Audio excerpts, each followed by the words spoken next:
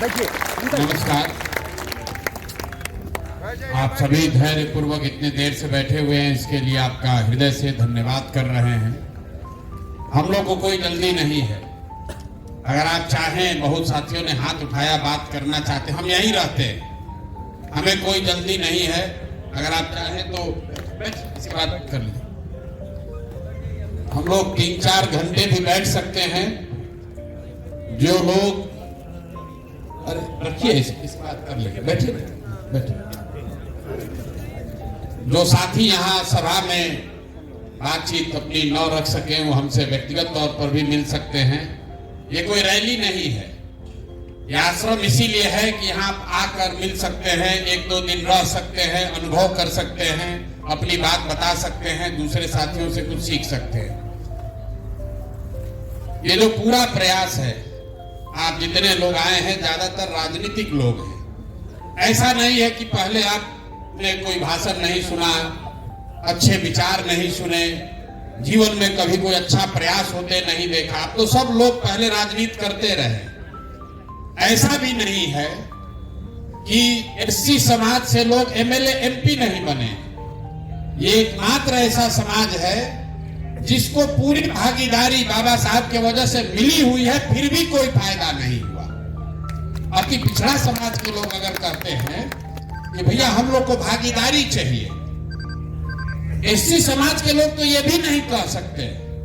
भागीदारी तो आपको बाबा साहब के वजह से पहले से मिली हुई है, कोई वो छीन नहीं सकता। इसलिए ये चिंतन की जरूरत है कि भागीदारी के बावजूद आपकी दशा क्यों नहीं सुधरी। ये आपको क्या बताता है कि किसी व्यक्ति के एमएलए बनने से, किसी के एमपी बनने से, तो चाहे जनसुराज से बन जाए, कांग्रेस से बन जाए, किसी दूसरे दल से बन जाए, उससे समाज सुधर जाए ये जरूरी नहीं है। प्रशांत किशोर बन जाएंगे, मनोज भारती बन जाएंगे, जनसुराज की सरकार आ जाएगी तो सब सुधर जाएगा, ऐसा नहीं है। ऐसा होता तो बहुत लोग पहले बने हुए हैं। जगजीवन राम जी यहाँ से उप प्रधानमंत्री बन गए। हम उन्हीं के क्षेत्र सासाराम से आते हैं। वहां दलितों की स्थिति किसी दूसरे क्षेत्र के दलितों से अलग नहीं। रामविलास जी इतने लंबे समय तक बहुत बड़े नेता रहे, लेकिन पासवान समाज की स्थिति बहुत अच्छी हो बिहार में, ऐसा नहीं। मांझी जी यहाँ मुख्यमंत्री बने, अभी भी मुख्यमंत्री हैं, बड़े मंत्री हैं केंद्र में, लेकिन आज भी मांझी समाज की क्या स्थिति है ये आपसे छुपी नहीं है। अभी मैं एक आंकड़ा देख रहा था, कोई कह रहा है 48% दलित पढ़े लिखे। ये सरकारी आंकड़ा है। सिर्फ 3%, 100 में 3 दलित समाज के बच्चे 12वीं पास करते हैं बिहार में। 100 में 3 आदमी ही दलित समाज का आज पढ़ाई कर रहा, 12वीं पास कर रहा है। ये स्थिति तब है जब 40 विधायक दलित समाज के हैं। यहां से कई एमपी जीत कर गए हैं जो आपके समाज के हैं। मेरे भाई, सिर्फ राजनीतिक भागीदारी से समाज नहीं सुधर सकता।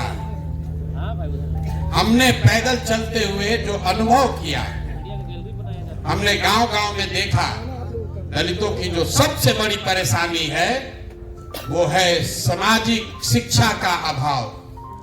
अगर फॉर्मल शिक्षा नहीं भी है, शिक्षा को लेकर कोई सोच ही नहीं है। बाबा साहब का मूर्ति लग गया है हर गांव में, लोग माला पहना रहे। बहुत गरीब परिवार में भी, दलित टोलों में हमने देखा लोगों ने चंदा करके बाबा साहब का मूर्ति लगा लिया। लेकिन बाबा साहब ने जो कहा और कहने से ज्यादा जो अपने जीवन में उन्होंने किया, जब मौका लगा किसी दूसरे से मदद भी लेकर सबसे पहले पढ़ाई की। आजादी की लड़ाई को छोड़कर भी बीच में पढ़ने गए। ये बात बताती है कि शिक्षा का कितना बड़ा महत्व उन्होंने खुद समझा था। तो बाबा साहब को श्रद्धांजलि सिर्फ जय भीम नारा लगाने से नहीं होगा। अपने बच्चों को पढ़ाने के लिए कुछ कीजिएगा, तब कुछ बात बनेगी। यहाँ से विधायक कितना आदमी बन सकता है? अगर बहुत जन सुराज का आंधी आ जाएगा तो 40 आदमी बन जाएगा। दलित समाज के जितने साथी हम लोग से जुड़े हुए हैं, हर आदमी तो विधायक नहीं बन सकता है। इसीलिए जो अभियान हम लोग शुरू कर रहे हैं, ये वोट मांगने का अभियान नहीं है। जन स्वराज का सरकार बने न बने, हम लोग को सफलता मिले न मिले, लेकिन एक बात तय है, अगले 1 महीने में आपकी मदद से कम 1000 दलित साथियों को इकट्ठा करके, उनको प्रेरित करके, उनसे अनुनय विनय करके, उनको साधन देकर जरूर दलित गांव में, बस्तियों में, टोलों में जन स्वराज लोगों को भेजेगा, ताकि घर घर लोगों को कहा जाए कि एक बच्चा, कम से कम एक बच्चा अपने परिवार से चुनो जिसको तुम पढ़ाओगे। सफलता जन स्वराज को मिले न मिले, इस पूरे अभियान में 3 महीना अपना जीवन का निकालिए, सिर्फ 3 महीना निकालिए जीवन का। आपका 1 रुपया लगेगा नहीं। वो साधन, वो व्यवस्था, वो गाड़ी, वो पैम्पलेट सब आपको जन स्वराज से मिलेगा। 14 तारीख को बाबा साहब का जन्मदिन आप मनाइएगा। 3 महीना फरवरी, मार्च और 14 अप्रैल तक, मतलब कुल मिलाकर 100 दिन भी नहीं है। 100 दिन अपने समाज के लिए निकालिए।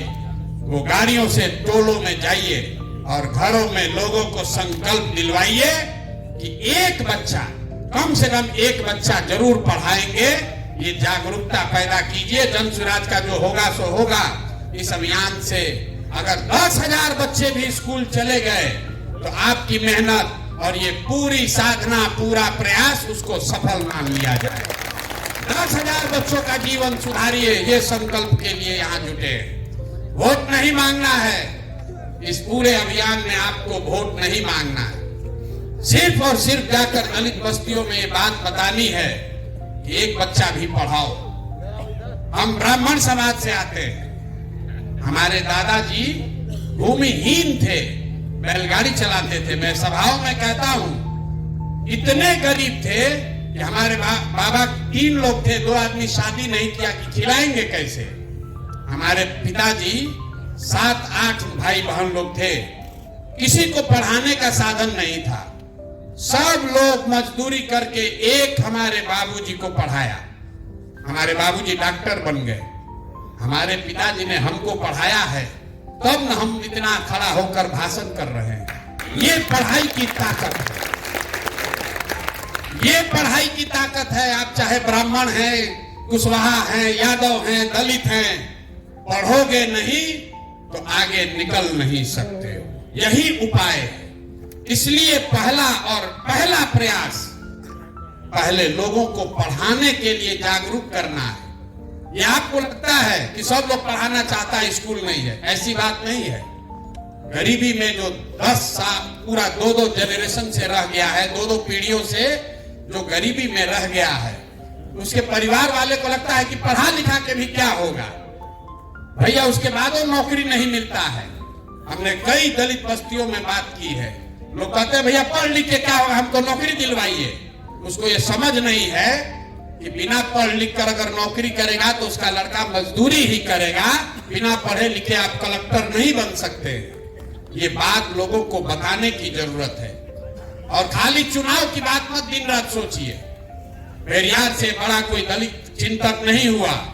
पेरियार जीवन में कभी चुनाव नहीं लड़े। इसका मतलब ये नहीं है कि उन्होंने समाज के लिए कुछ किया नहीं। राजनीति का मतलब सिर्फ चुनाव लड़ना नहीं है। राजनीति में सिर्फ चुनाव लड़के ताकत नहीं है। हम तो जीवन में एमएलए एमपी नहीं लड़े हैं, तो हमारी ताकत नहीं है। आप समाज के लिए खड़ा होइएगा, समाज के लिए कुछ कीजिएगा। 10, 20, 50, 100 आदमी आपके साथ खड़ा होगा। आपके प्रयास से उसका जीवन सुधरेगा। तभी आप सही मायने में नेता बनिएगा। एमएलए एमपी तो लोग कितना बने और आए और गए, कोई किसी को याद भी नहीं है कि कौन आया कौन गया। पेरियार को कोई भूल नहीं सकता है, कांसी राम जी को कोई भूल नहीं सकता है, क्योंकि इन लोगों ने समाज के लिए कुछ किया है। तो आप छोटे स्तर पर ही सही जो प्रयास जन स्वराज कर रहा है, आप अभी यहां से जब जाएंगे आपको कुछ नहीं करना है। अपने साथ 5 ऐसे दलित समाज के साथियों को जोड़िए जो 2 महीना देना चाहता है। आज से 10 दिन के अंदर जिस दिन आप तय कर लेंगे भैया हमारे पास 5 आदमी हम लोग हो गए, आपको जन स्वराज अपने खर्चा से गाड़ी आपको मुहैया कराएगा, आप उस गाड़ी से लीजिए और अपने एरिया में, अपने प्रखंड में, समाज में जाकर इस बाबा साहब के संदेश को लेकर जाइए।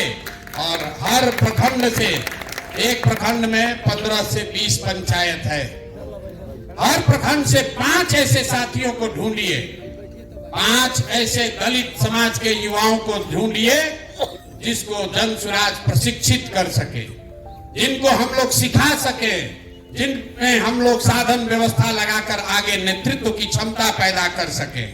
इसमें बूढ़े लोगों को क्यों नहीं बुलाया जा रहा है? जो बूढ़ा है उसका तो अनुभव है, वो तो राजनीति कर ही रहा। जो 20 साल से 40 साल का लड़का है, जो अनुसूचित जाति समाज का है, उसको मोबाइल चलाने आता है या नहीं आता है, उसको कोई ऊपर बढ़ाने वाला नहीं है, उसके बाबूजी विधायक नहीं है, उसके पास पैसा नहीं है, वो मुखिया लड़ सकता है, उसको कोई बताने समझाने वाला नहीं है।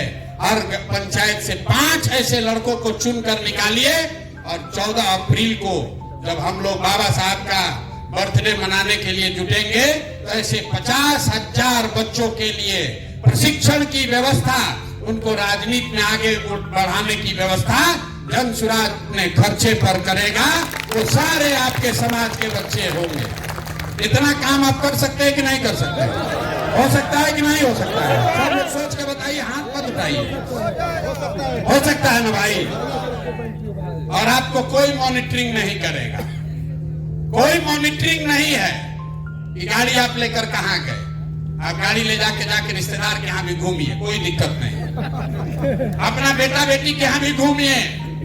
लगना चाहिए ये जन स्वराज का एससी समाज का नेता है, इसको जन स्वराज से वो व्यवस्था मिली हुई है। अगल बगल का आदमी देखेगा तो कहेगा कि ये जन स्वराज का एससी समाज का नेता है। जाइए अपने रिश्तेदारों के यहाँ घूमिए, अपना बेटा बेटी के यहाँ, रिश्तेदार के यहाँ बता दीजिए कि जन स्वराज से जुड़ गए हैं, अब हम भी झोला लेकर घूमने वाले नहीं हैं। लेकिन अगर महीना में 20 दिन भी आप काम ठीक से कर दिए, 5 दिन आराम कीजिए, 5 दिन गाड़ी से अपने रिश्तेदार के यहाँ घूमिए। हम आपको सामने से कह रहे हैं, लेकिन कम से कम 15-20 दिन जरूर मेहनत कीजिए, 15-20 दिन जरूर मेहनत कीजिए। एक पंचायत में 1 दिन दीजिएगा तो 5 अपने अच्छे एससी समाज के बच्चों को ढूंढ कर निकाल लीजिएगा। 2 महीना समय है। एक प्रखंड में मुश्किल से 15-20 पंचायत है। 30 दिन, 35 दिन, 40 दिन काम कीजिए और आपके पंचायत से, हर पंचायत से 5-5 साथियों को ढूंढ कर निकाल लीजिए। 100 बच्चों का जीवन सुधारने का रास्ता आप बन सकते हैं, जरिया आप बन सकते हैं। इस संकल्प के साथ जाइए। एक आदमी इतना बड़ा मैसेज लेकर घर घर आप नहीं पहुंच पाइएगा। यहाँ कहने का बात है कि भैया हम लोग घर लोगों को तैयार कर देंगे, नहीं कर पाइएगा। 2-2.5 करोड़ की आबादी है। 2 करोड़ की आबादी मतलब कम से कम 50 लाख परिवार। 50 लाख परिवार तक 500 आदमी नहीं पहुंच सकते हैं। लेकिन आपके जरिए अगर 50,000 बच्चे तैयार हो गए तो उनके जरिए घर घर पहुंचा जा सकता है। तो जब अप्रैल में 14 अप्रैल को 50,000 अंबेडकर वाहिनी के साथी खड़े होंगे तो जून में सब परिवार में जाकर हम लोग कोशिश करेंगे कि बच्चों को, एक बच्चों को कम से कम ले जाकर स्कूल में एडमिशन कराया जाए। तब ये अभियान पूरा होगा, जिसका दूसरा चरण है। तो पहले चरण में आज आपसे मिल रहे हैं, आपके पास 10 दिन का समय है। 10 दिन में 5 लोगों का अपना टीम बना लीजिए, 5 लोगों का टीम बना लीजिए और एक कोई युवा साथी जोड़िए जो आप काम कीजिएगा उसका वीडियो बनाए और सोशल मीडिया पर डाले। इस चीज को सीखिए, ये बहुत बड़ा हथियार है। प्रशांत किशोर गांव-गांव चले हैं, ये आपको कैसे पता है?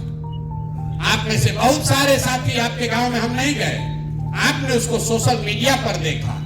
तो जो काम आप करते हैं उसको फेसबुक पर डालना सीखिए, तभी वो बात घर घर आपका पहुंचेगा, आपका प्रभाव बढ़ेगा। वरना आप सोचिएगा कि हम लोग तो दलित समाज का भैया नेता हैं, हम लोग को इस फेसबुक से कैसे काम चलेगा। बहुत लोग आकर कहता है, अपने आप को आप पीछे कर रहे हैं। लोग कहता है भैया हम लोग जिस समाज का नेता है वहां तो फेसबुक से क्या होगा, हम लोग तो नीचे उतर के काम करते हैं। आप नीचे उतर के काम कीजिए, लेकिन ये हथियार है, इसको अगर आप नहीं सीखिएगा तो आगे आप चाहे मुखिया का चुनाव लड़िए या पंचायत लड़िए, विधायक लड़िए, आप कहीं ना कहीं दूसरे पर आश्रित रहिएगा। लोग कहेगा ये देखिए दलित समाज का नेता है इसलिए इसको फेसबुक को नहीं समझ में आ रहा।